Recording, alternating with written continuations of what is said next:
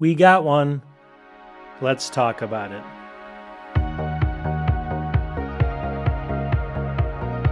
Welcome back to the channel. So I finally got it, the MacBook Neo, and I'm surprised by a couple things, so stay tuned for that. I'm sure you've seen 10,000 different unboxing videos by now, so I'm not going to put you through that. Also, stay tuned next week. Subscribe to the channel. I'm going to go ahead and put this through a whole bunch of real-world tests, showing you how this works with video editing, real-world applications, if 8 gigs is enough, all that kind of stuff. I just didn't want to rush into it. Like I said, there's 10,000 people putting out videos right now. I wanted to use it a little bit longer. So what I wanted to do today, though, is a little different. For my initial use, I want to kind of explain who this product might be for. It's more wide than you think, and I think you're going to be a little bit surprised. Okay, the first thing I noticed when I opened up the package of this was the build quality. It's just as nice as my M2 MacBook Air and M4 MacBook Air. The build quality is there. I'll venture to say it's probably the best value as far as build quality you can buy in any computer under 600 bucks right now. So Apple did not skimp there. I love the thing. I mean, the build quality is just perfect. It feels super solid. There's no kind of loose ends here. They did a really good job. And also, use some creativity. You need to get this for $4.99. Anybody can do it, trust me. Just use some creativity there. Long story short though, for 499 bucks, this thing is actually a steal, and I never thought I'd say that. Okay, one thing about the citrus color and this color in general, it does not show any fingerprints, which is amazing. I don't know what they did to it. Some people want to know that. No fingerprints whatsoever. That's really cool. Next is trying to film this thing. This thing looks darker in person. Every single time I try to look at it, it looks dark to me. When I try to show it on film, it almost looks like a silver color. Maybe it's coming across a little more yellow for you right here. It's got a little bit of green in there, like a lemon lime soda maybe. Long story short though, when I take pictures of it through the camera, it looks almost like silver yellow, but to my eyes, it looks really bright. So this thing's like a chameleon. It keeps changing colors. So I recommend going to the Apple Store and checking it out. But as far as fingerprints, they actually solved that on this model here. I don't know about the dark one. I haven't tested that. This one, perfect. Okay, so after doing some initial testing, and again, next week I'm going to come out with very specific tests and show you exactly what's going on. But just initially, I wanted to kind of go through who is this actually for? And it's a more wide range of people than you actually think. Now, I received a lot of comments, first of all, that people say you should never buy this thing. It's got 8 gigs of RAM. You should buy the MacBook Air. This is not for, this is not a good value. Now, first of all, let me explain a couple things. 8 gigs of RAM. Obviously, for some people, that's totally not going to be acceptable. I understand that completely. First of all, you're watching a YouTube video right now on tech, on this specific laptop. You're not the average user. The average user is going to evaluate tech completely different. First of all, the average user might be my mom, my sister, my brother. It might be the guy down the block that loves fireworks. We all have one of them on our block, right? Long story short, it's somebody else besides you. These are the average users that just want to get basic stuff done every single day, and this thing is great. And then I get a lot of these requests coming in from people saying, people are crazy for buying this. It's only got the iPhone chip and A18 Pro. Well, for all the average users out there, nobody even cares about the A18 Pro. In fact, they don't even know what that means. It just means gibberish to them.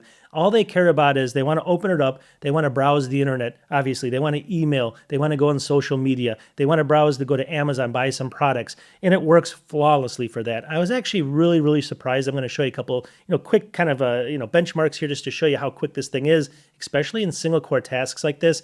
So for those people, they're going to buy this for $4.99. They're going to open it up. It's just going to work for them. And they don't care about all the specs behind it. Even like swapping and stuff like that, which we'll get into next week. It doesn't matter because it just works.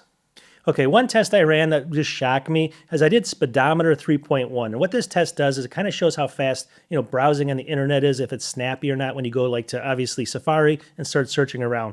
Now I put this against, I have an M4 Pro Mac Mini sitting over there, and I ran Speedometer 3.1 3 times on it, all right? And what did I get here? I got around like 44, 43.7 on that test there. Pretty fast, all right? Compared to other things, it's pretty fast. I set up the Neo. Now, granted, there's nothing on this when I did it. It was pretty new, but I went ahead and ran the same Speedometer 3.1 on this thing. And what did I get here? Let me see here. I got a 51. This actually, for browsing and stuff, beat that over there. Now, I ran both 3 times. I'm not going to run it until I get the result I want. That was the results I got. I can't explain it either. It should be about even, at least at the very least, but it was actually beating it by quite a bit, like 7 points there. I couldn't believe it. So for all it's worth, this thing's snappy as far as just doing those normal tasks, everyday single core tasks. You're not going to, need any more power than this. Obviously, the power users might, but normal people, no way. So I'm just going to venture out there and say anybody that falls into that normal range that doesn't care about the A18 Pro, doesn't even know what that means, this is sufficient for them. In fact, they shouldn't waste money on buying anything higher than this. They should spend the $499, buy it, and be done with it. They don't care if something loads between 1 second and 2 seconds. It doesn't really matter to them. They can still buy their groceries online. They can still email people. It's very, very snappy. In fact, compared to that 6 or 7-year-old Intel, Mac that they're using right now that they still like and use, this thing's going to just seem worlds ahead of it. So this is the kind of people we're talking about. Not so much you, but the average user. Now, the thing that actually surprised me, would this be a good value for somebody like me? I run a YouTube channel. I edit videos. I do 130 videos every single year. Now, if this was my only computer, no. And I want to be honest here, obviously. Time is money, money is time, stuff like that. So you want to be able to do it as fast as you can. This thing can't handle huge editing and stuff, but it can handle it. And we'll get into that next week. Long story short, though, I was just really kind of pleasantly surprised that there's a couple different ways that someone like me could actually be using this and somebody like you. So for someone that's a power user, where would this kind of fall in? There's some good uses for it. Let me kind of explain. I mean, for a second computer, let's just assume that you went out and you bought the M4 Pro Mac Mini over there. That's $1,300. You bought this for $499. That's $1,800. You have two computers. You could go out and buy a MacBook Pro, even with the Pro chip in it, for around the same cost, $1,800 to $1,900 in there. But here you actually have a computer, the M4 Pro Mac Mini, that's just as fast as that MacBook Pro, and you have a laptop, basically for free. So you can have the best of both worlds for around $1,800 if you buy this as your second computer. So for someone like me, using this as my second computer, kind of in a pinch, that's number one. It works really good. And how would I use something like this?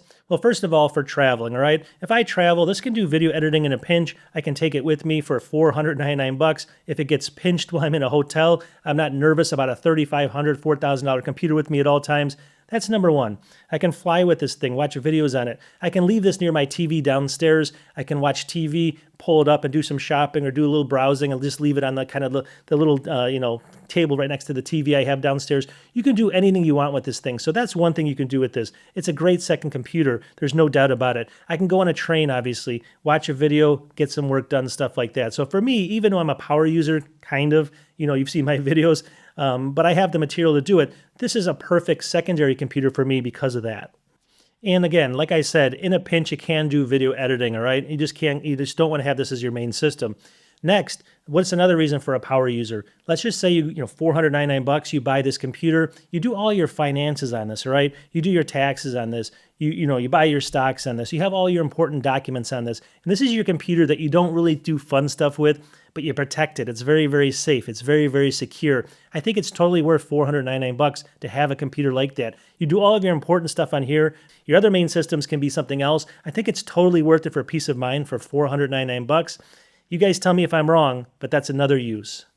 Okay, like I said, this might be the perfect computer for the average user. It may not be you, it may not be me, but we can still get this and be happy with it.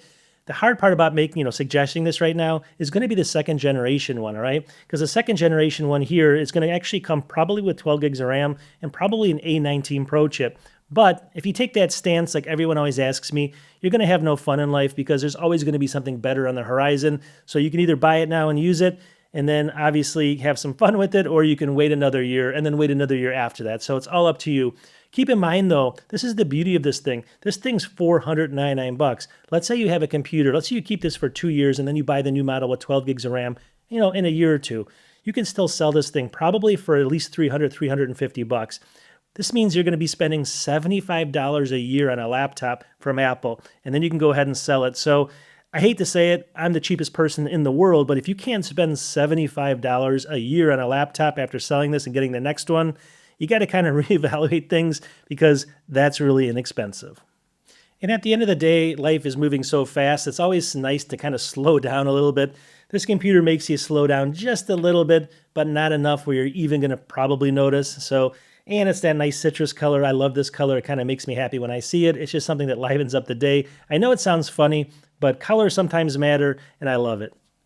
Okay, so to close this up, If you know you need more RAM, and there's a lot of you out there, you're watching this channel, you probably need more RAM, get more RAM. But this is a perfect secondary computer. But for everybody else, like I said, like my mom, like my dad, like my sister, like my brother, for the people down the block that know more about gardening than computers, this is going to be the perfect computer for them, and it's not going to feel slow. Nobody's going to have 60, 70 tabs open. That's going to, like my sister or someone like that, they might have 10. I've tested it. It works perfectly fine with 10. I was the exact opposite of this. I actually thought this was going to be too little of RAM.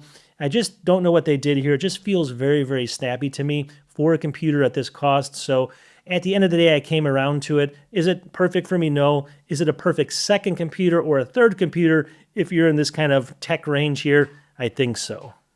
Anyhow, next week we'll have some real specific tests to kind of prove it to you. We will talk to you soon. Peace.